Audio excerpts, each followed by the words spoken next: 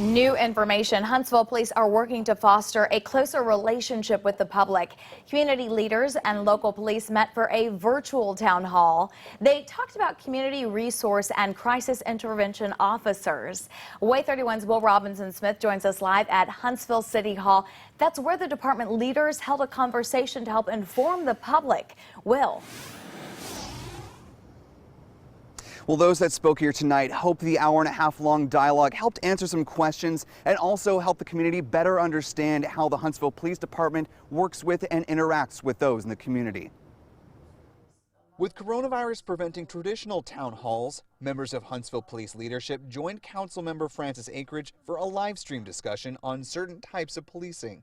This night exceeded my expectations. For about 90 minutes, they walked through some of their data-driven initiatives like crash reduction and crime suppression in the North and South precincts. Lieutenant Jonathan Ware also put a spotlight on the Crisis Intervention Team, or CIT program, that helps those dealing with a mental illness. The department was one of 4 chosen to receive a federal grant to build the program. It was designed by the Department of Justice to be a national standard, and that through the City of Huntsville's implementation that we have been able to steer how CIT programs across the country now look.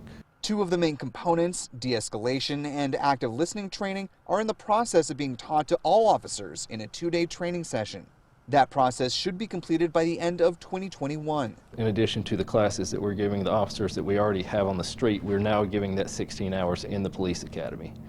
So we're trying to catch it on both ends, the officers who have been here for 20, 25 years like me, and the officers who are just starting their career. Officer Whitney Somerville is the Community Resource Officer for the West Precinct and also received the CIT training. She says those core components help with policing in general, but especially when someone is going through a mental health crisis.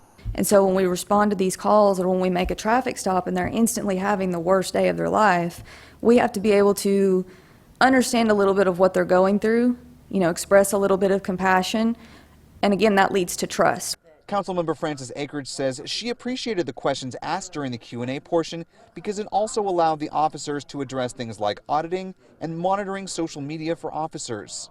Screening people for if they've been involved with let's say it, a white supremacist group. That they're not going to get hired in Huntsville, that their own social media posts are known to the police department, that they investigate posts if they are brought to the attention.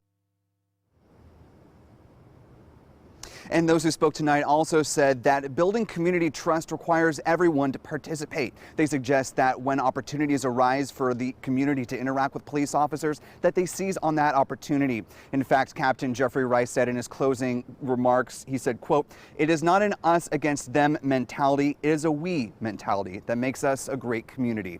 Reporting live in downtown Huntsville, Will Robinson Smith, WAAY 31 News.